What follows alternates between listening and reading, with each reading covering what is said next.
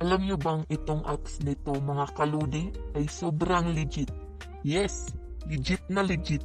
Dahil proven at tested ko na. Kaya sa masisipag dyan at gustong kumita, itong apps nito ay para sa iyo. Ito nga ang aking mga na-withdraw mga kaludi. Kaya subukan nyo na. Sobrang legit talaga ito at hindi kayo magsisisi.